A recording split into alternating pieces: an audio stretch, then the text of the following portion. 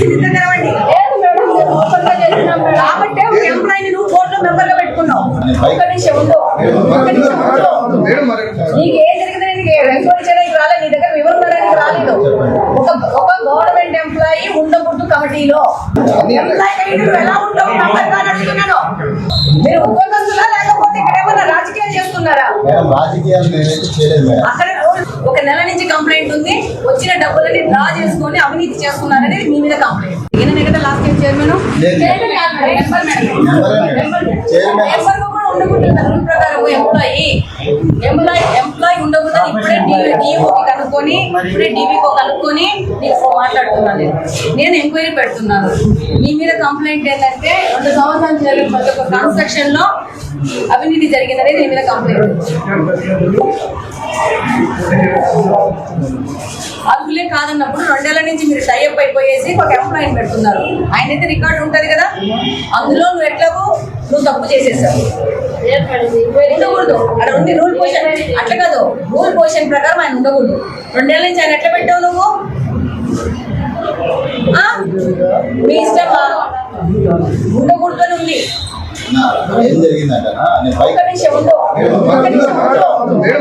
నీకు ఏం జరిగిందని నీకు ఎంక్వైరీ చేయడానికి రాలేదు, నీ దగ్గర వివరించడానికి రాలేదు.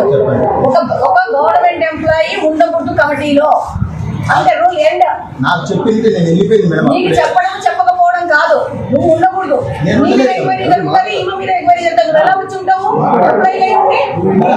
ఎంప్లాయీ ఎలా ఉంటావు అడుగుతున్నాను.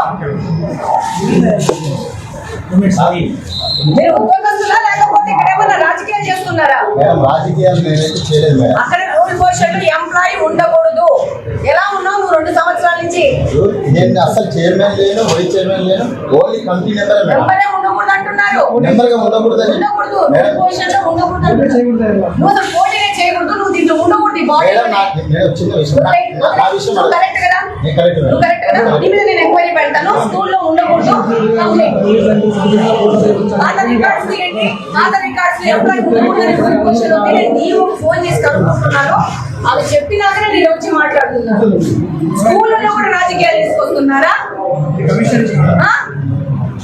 ఇంకొక వ్యక్తి పోటీ చేస్తానని అన్నాక ఆయనకు అవకాశం ఇవ్వకుండా మీరు ఎలా యునానిమస్ గా ఎన్నుకుంటారు? అందరూ ఉన్నారు మేడం. ఆ విషయం సరే, ఎంక్వైరీ పెడుతున్నాను. ఓకే, మాట్లాడతాము. ఇక్కడ జరిగిన కన్స్ట్రక్షన్ సంబంధించిన వ్యవహారాల్లో కూడా విజిలెన్స్ కి అప్పుడు చెప్తాము ఏమేమి మిస్మానేజ్మెంట్ జరిగింది అనేది. దీని మీద దాదాపు 1 నెల నుంచి కంప్లైంట్ ఉంది. వచ్చిన డబ్బులని డ్రా చేసుకొని అవినీతి చేస్తున్నారనేది మీ మీద కంప్లైంట్. స్కూళ్ళలో ఎందుకు చేస్తారు ఇట్లా? పిల్లల స్కూళ్ళలో కూడా తిన్న మొదలు పెడతారా మీరు? 9 మంది వాళ్ళ మేడం, నలుగురే నా వాళ్ళు. అంటే 9 ఓట్లు కాదమ్మా, అట్లా కాదు. ఆ వాళ్ళల్లో ఒక్కొక్కరిని ఎంక్వైరీ చేయడంలో వాళ్ళ క్లాస్ కి అవకాశం ఇవ్వండి. అవకాశం ఉన్న మీరు నెంబర్లు కూడా మీరే పికప్ చేసుకుంటారా? మరి పెట్టండి, రీఎలక్షన్ పెట్టండి. రీఎలక్షన్ పెట్టండి, క్యాన్సిల్ చేసేసేయండి. బోర్డు అంతా క్యాన్సిల్ చేసేసి రీఎలక్షన్ పెట్టండి. ఎందుకు మనం నిలబడి చేపిద్దాం ఇప్పుడు ఎలక్షన్? అంటే కాదు, ఒక ఓవర్ గా ట్రాన్స్పరెంట్ గా జరగాలి. ఓకే, మీది ఇంకా జగన్మోహన్ రెడ్డి ప్రభుత్వం ఉందని అనుకుంటున్నారా మీరు? జగన్మోహన్ రెడ్డి ప్రభుత్వం పోయి 2 నెలలైంది. కళ్ళు ఓపెన్ చేసి నిద్రగలవండి. కాబట్టి ఒక ఎంప్లాయీని నువ్వు కోర్టులో మెంబర్ గా పెట్టుకున్నావు. నీకు కనీసం హెడ్ పనిచేస్తున్నావు. నువ్వు నీకు రూల్స్ క్వశ్చన్స్ చెక్ చేసుకోవు. ఒక ఎలక్షన్ జరిగేటప్పుడు ఏమున్నాయి నామ్స్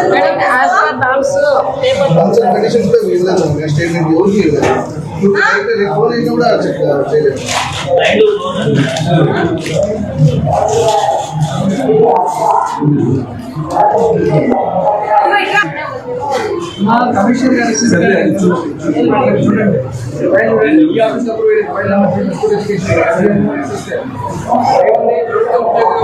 తల్లి తండ్రి సభ్యులుగా పోటీ చేయవచ్చా లేదా అంటే ప్రభుత్వ ఉద్యోగి పోటీ చేయడం అర్హులు కాదు అని ఉండలేదా?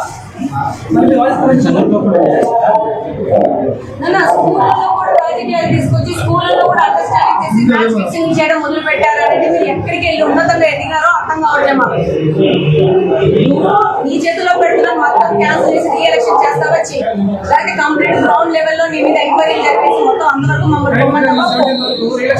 రీఎలక్షన్ చేసేసి మొత్తం బోర్డు క్యాన్సిల్ చేసేసేసి రేపు నిలబడుకొని ప్రతి ఒక్క క్లాస్ లో ఎంతమంది ఇన్ఫ్లుయెన్స్ ఉన్నారో అంతమంది పెట్టి వాళ్ళ మధ్యన కూడా ఓటింగ్ జరగాల.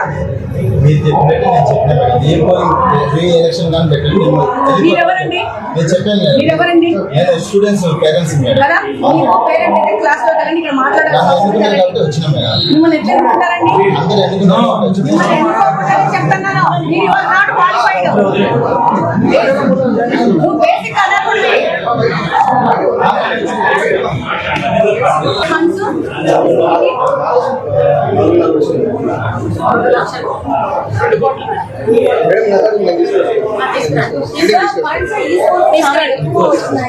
వచ్చిన నిధులు ఏం చేసినారు ఏమనేది ఎంక్వైరీ జరగాల.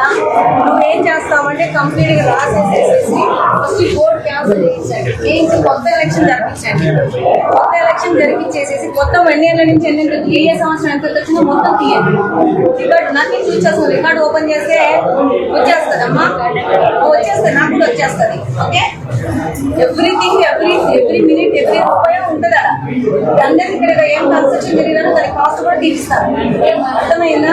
ఇది ఈ విధంగా స్కూళ్ళలోకి వచ్చేసేసి స్కూళ్ళలో స్టూడెంట్స్ దగ్గర కూడా ఎంటర్ అయిపోయేసేసి స్కూళ్ళల్లో కూడా మ్యాచ్ ఫిక్సింగ్ చేసి కార్పొరేషన్ చేయాలనుకుంటే ఎట్లా వెళ్తున్నారు మీరు? మీరు ఎందుకు ట్రావెల్ చేస్తారు? మీరు హెచ్ఎం మీకు ప్రతి ఒక్క స్టూడెంట్ పేరెంట్ కి ఛాన్స్ ఇవ్వాలా, వాళ్ళ ప్రకారం ఉండాలి. మ్యాచ్ ఫిక్సింగ్ చేస్తారు క్లాస్ లో 40 పెట్టి జరిగిందనే నీ మీద ఒక అభియోగము, నీ మీద అభియోగం ఎందుకు చేస్తాము? అతను వ్యక్తి నాతో మాట్లాడుతున్న వ్యక్తి కార్పొరేషన్ ఎంప్లాయీ, ఆయన చెప్తున్నాడు వచ్చి నేను నన్ను ఎన్నుకున్నారు కాబట్టి నేను మాట్లాడుతున్నాను అని చెప్పి ఎలా ఎంటర్ అవుతాడు? సంబంధం లేదు ఇక్కడ చేసేసి పడేయండి.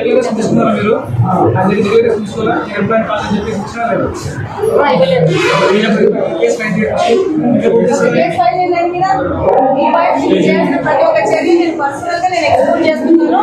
ఆయన ఎంప్లాయీ అయ్యి ఉండి కూడా ఇక్కడ పోటీలోకి వచ్చినాడు, దాని మీద first case file almost 10 years నుంచి ఎంప్లాయీస్ 10 years నుంచి ఎక్కువ కార్పొరేషన్ ఎంప్లాయీ తెలియదా? కామన్ అడుగుతాం మేడం, బయట ఎంప్లాయీ కాదు కార్పొరేషన్ ఎంప్లాయీ. మీకు ఇంకా జగన్మోహన్ రెడ్డి ప్రభుత్వం ఉందని అనుకుంటున్నారా? మీరు కళ్ళు ఓపెన్ చేసి నిద్ర తెరవండి. కాబట్టి ఒక ఎంప్లాయీని నువ్వు కోర్టులో మెంబర్ గా పెట్టుకున్నావు. ఒక్క నిమిషం ఉండు, నీకు ఏం జరిగిందని ఎంక్వైరీ చేయడానికి రాలేదు, నీ దగ్గర వివరణ రాయడానికి రాలేదు. ఒక గవర్నమెంట్ ఎంప్లాయీ ఉండకూడదు కమిటీలో. ఎంప్లాయీ అయ్యి నువ్వు ఎలా ఉంటావు మెంబర్ గా అడుగుతున్నాను. మీరు ఉద్యోగస్తులా లేకపోతే ఇక్కడ ఏమన్నా రాజకీయాలు చేస్తున్నారా?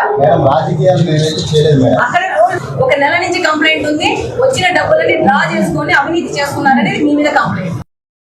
ప్రతి ఒక్కరూ తప్పనిసరిగా యూట్యూబ్లోకి వెళ్ళి కడప వార్తను లైక్ చేయండి, సబ్స్క్రైబ్ చేయండి. ఇట్లు మీ జి రమణయ్య, ఎడిటర్, కడప వార్త.